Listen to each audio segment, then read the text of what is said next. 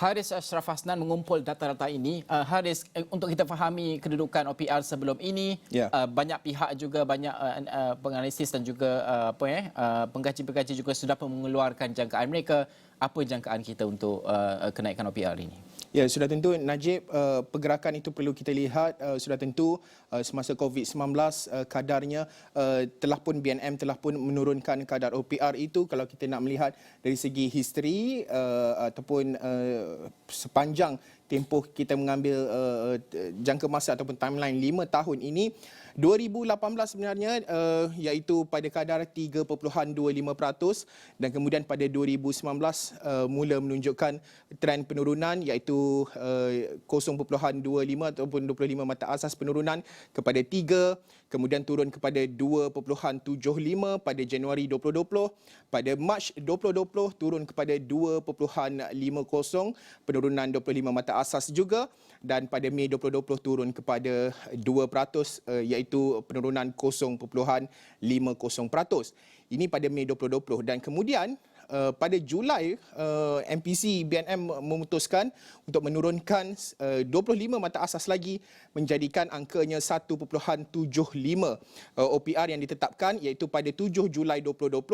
Tiada perubahan jika anda dapat lihat di sini daripada tahun 2020 sehinggalah pada Mei lalu angka itu kekal kepada 1.75 dan kemudian pada Mei peningkatan kembali meningkat kepada 0.25% ataupun 25 mata asas kepada 2%.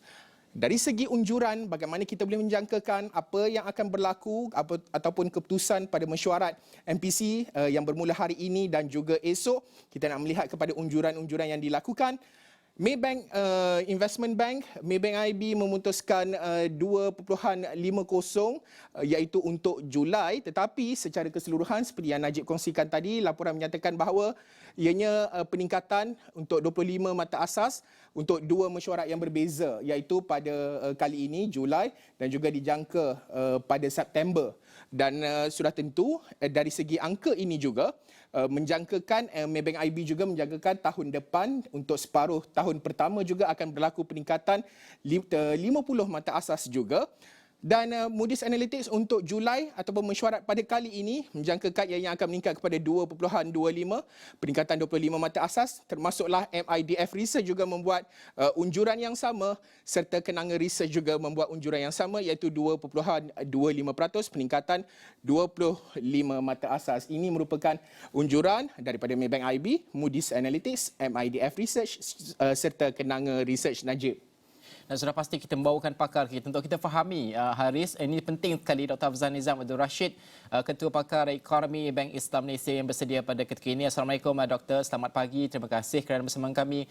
Doktor, sebelum ini Doktor menyebut bahawa kadar faedah sebenar telah memasuki wilayah negatif territory dan ini adalah justifikasi kenaikan kadar seterusnya untuk OPR. Bantu kami dan juga penonton untuk faham keadaan ini, Doktor.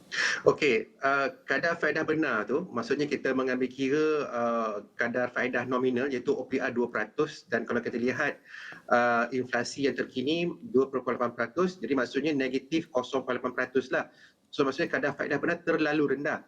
Apa implikasi dia? Implikasi dia adalah mungkin para penyimpan mungkin tidak berminat untuk menyimpan duit di bank ke apa ke kan. Jadi maksudnya bila tak ada minat tersebut, maka mereka akan cenderung untuk mencari pelaburan yang lebih berisiko tinggi demi mencari orang kata itu pulangan yang lebih tinggi. Jadi tabiat ini kalau dibiarkan boleh memberi kesan yang negatif lah. Mereka akan mula berjinak-jinak dalam pasaran yang lebih berisiko tinggi seperti kripto, forex ke, atau mungkin membuat spekulasi dalam pasaran hartanah dan sebagainya. Jadi tabiat ini perlu dikekang dan antara kaedahnya adalah melalui meningkatkan OPR ini tadilah.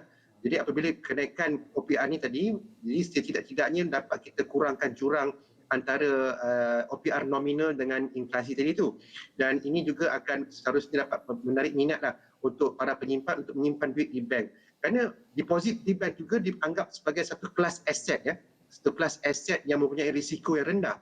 Jadi untuk menarik minat untuk tentu menyimpan di dalam bank antara kaedahnya adalah untuk meningkatkan OPR ni tadi. Jadi saya tengok tadi pun hari saya tunjukkan trend tadi ya daripada tahun 2018 sampailah sekarang. Kalau sebelum ni isu ni adalah isu berkaitan dengan pertumbuhan ekonomi dan sekarang ini isu yang berkaitan dengan kadar inflasi. Jadi suatu pendekatan yang berbeza lah yang diamalkan oleh pihak Bank Negara Malaysia sekarang ini. Dr. Afzal Nizam menyebut berkenaan dengan inflasi dan kita melihat beberapa faktor lain. Berapa kenaikan yang sesuai dengan data sedia ada? Kalau kita melihat IHP 2.8%, subsidi juga ditarik semula untuk beberapa item, pengangguran pada April 3.9%, harga minyak juga masih mahal. Pandangan doktor? Okey, berapa kadar yang sesuai? Itu persoalan yang orang kata tu $1 million punya question lah. Tapi ahli ekonomi ni dia ada orang kata tu cerapan mereka sendiri lah. Antaranya mereka melihat apakah kadar neutral. Jadi kadar neutral ni maksudnya kadar yang tidak menyokong ekonomi dan juga tidak merencatkan pertumbuhan ekonomi. Saya kira rata-rata dalam antara kadar sekitar 3% ke 3.25% tu dianggap satu kadar yang orang kata tu normal lah ataupun neutral. Jadi mungkin itulah pengakhirannya ataupun orang kata tu dia punya matlamatnya. Tapi proses untuk menormalisasikan kadar OPR ni saya cakapkan dalam keadaan yang berhati-hati, dalam keadaan yang perlahan. Tidak seperti diamalkan oleh pihak Federal Reserve dan di Amerika Syarikat. Dan mereka juga ataupun pihak negara juga sentiasa cakna tentang suasana ekonomi negara ataupun dinamik ekonomi negara. Jadi saya rasa pendekatannya itu bakal dilaksanakan dalam keadaan yang bertatih lah kiranya. Dr. Afzal Nizam, tadi doktor dah sebutkan sikit bagaimana ini memberikan impak kepada aset kelas tertentu. Tapi kalau boleh kita listkan lagi, senaraikan lagi untuk orang ramai faham, penonton juga faham, apa maknanya kenaikan ini kepada orang ramai yang mungkin ada pinjaman perumahan sebagai contoh, pinjaman hire purchase kenderaan, ada juga mungkin maknanya kepada pemegang aset kelas tertentu, dan adakah ada juga mengatakan bahawa kalau kadar faedah ini naik, harga sewa rumah juga berpotensi meningkat juga, doktor? Okey, dari segi pembiayaan kata tu finansial dan sebagainya, bagi mereka yang mempunyai kontrak pembiayaan mempunyai kadar berubah yang sedia ada lah, pelanggan yang sedia ada, jawabnya memang mereka akan mengalami sedikit kenaikan lah dari segi bayaran bulanan. Namun orang kata tu options atau pilihan tu masih terbuka. Maksudnya kalau mereka merasakan kalau kadar variable rate ni membebankan, maka mereka boleh saja berjumpa dengan pihak bank untuk membuat orang kata tu perstrukturan semula ke ataupun pembiayaan semula ke dan sebagainya. Namun harus diingat, kalau contoh pembiayaan perumahan dia mempunyai tempoh matang yang panjang kan, 35 tahun paling maksimum. So dalam tempoh 35 tahun tu kitaran OPR tu berbeza-beza. Ada naik, ada turun. Kalau naik kita rasa terbeban lah, tapi turun kita dapat dia punya manfaatnya. Jadi itu juga satu perkara atau pertimbangan yang perlu diambil kira. Tapi kalau rasa-rasa macam tak boleh nak brain lah dengan kenaikan kadar faedah ni, saya rasa mungkin untuk berpindah ke fixed rate ataupun kadar tetap merupakan satu option yang terbaik lah. Namun apa-apa hal pun bergantung kepada pilihan masing-masing. Okey, Dr. Afzal Nizam, saya minta Dr. Afzal Nizam kekal di talian pada ketika ini kerana kita nak membincangkan fokus dan juga topik yang berbeza sedikit. Ini berkaitan dengan perdagangan Malaysia, di mana kalau kita lihat perdagangan Malaysia kembali positif dengan mencatatkan pertumbuhan 1% bulan ke bulan kepada 112 mata pada Mei 2022 didorong oleh kenaikan harga ekspor dan juga itu menurut Jabatan Perangkaan Malaysia ataupun DOSM sendiri. Dan juga ini dalam kenyataan yang DOSM sebutkan indeks perdagangan luar negara Malaysia pada Mei 2022. Jabatan itu menjelaskan pertumbuhan itu didorong oleh kenaikan indeks pelbagai urus niaga dan juga barangan positif 22.3%, alat jentera dan juga kelengkapan pengangkutan dan juga beberapa item yang lain. Haris ada angka penuhnya. Saya nak membawakan Haris pada ketika ini. Boleh saja terus ke Haris Ashraf Hasnan untuk kita melihat angka-angka penuh pada ketika ini. Haris, bawakanlah angka penuh perdagangan kita untuk kita membaca graf-graf ini, Haris. Ya, sudah tentu Najib, kalau kita nak meneliti kepada apa yang dinyatakan oleh Najib, sudah tentu perdagangan, terma perdagangan menunjukkan angka yang positif. Tetapi secara keseluruhannya, kalau kita nak meneliti kepada angka yang dikeluarkan oleh DOSM semalam, pada April 2022, ini merupakan ekspor dari segi ekspor April 2022 127.6 bilion ringgit. Namun pada Mei menurun 5.6% kepada 120.5 bilion ringgit. itu melibatkan ekspor. Import pula pada April 2022 menunjukkan 104.1 bilion ringgit, namun pada Mei menunjukkan peningkatan 107.9 bilion ringgit, iaitu peningkatan 3.6%. Dan secara keseluruhannya, kalau kita nak meneliti dengan lebih terperinci, indeks nilai seunit 3.9%, peningkatannya dengan minyak galian peningkatan 9.6, minyak dan lemak binatang dan sayur-sayuran 6%, alat jentera dan kelengkapan pengangkutan 2.4%. Bagi import pula peningkatan 2.9% indeks nilai seunit, di mana minyak dan lemak binatang dan sayur-sayuran peningkatan 11.7%, 11% bagi minyak galian dan 1.9% bagi alat jentera dan kelengkapan pengangkutan. Dan seterusnya, kalau kita nak meneliti dari segi secara keseluruhan, indeks volume menurun 9.1%, melibatkan barang-barang keluaran kilang 25.6%, dan juga pelbagai barang keluaran kilang juga menurun 14.2%. Alat jentera dan kelengkapan pengangkutan juga turun 6.8%.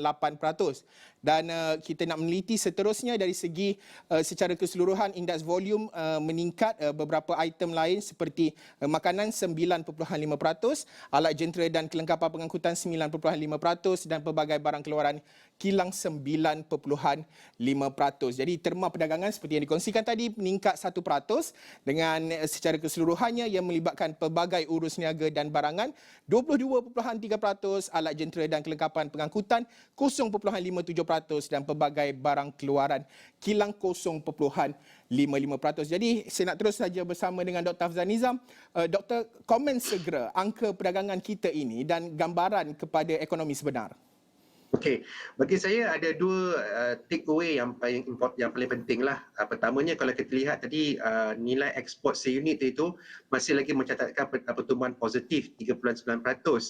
Namun kalau kita lihat year on year, saya rasa pun pertumbuhan yang tinggi. Jadi maksudnya adalah apabila orang kata tu kadar mata wang asing kita ataupun nilai mata wang ringgit kita merosot, dia memberi kesan kepada nilai dagangan ataupun ekspor negara. Ini yang dimaksudkan sebagai orang kata tu bagaimana kadar mata wang asing itu memberi manfaat kerana ia kata tu meningkatkan daya saing orang kata tu ekspor negara dari segi harganya, kerana dari sudut pandang para pelanggan di luar negara, mereka melihat barangan Malaysia ni sangat-sangat kata tu cost efektif. Jadi maka berlakulah kenaikan di dalam ekspor negara.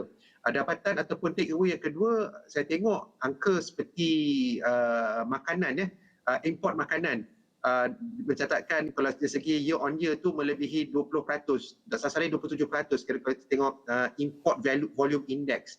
Jadi maksudnya kata tu makanan merupakan komponen terpenting dalam ekonomi negara, dan apabila berlaku kenaikannya tu, maka memang adalah kesan kata tu inflasi yang diimport, kerana banyak makanan kita diimport daripada luar negara. Jadi situ menunjukkan bahawa terdapatnya satu bentuk intervensi oleh pihak kerajaan adalah menstabilkan harga barang makanan di negara kita. Dr. Afzal Nizam, adakah doktor melihat kalau ataupun kita membayangkan dan juga menganalisis gangguan rantaian bekalan dan juga dasar sifar COVID di China serta sikap pelindungan sesetengah negara dalam menghadapan krisis security makanan pada ketika ini mampu menjejaskan angka dagangan kita dalam bentuk makanan ataupun barangan-barangan yang lain?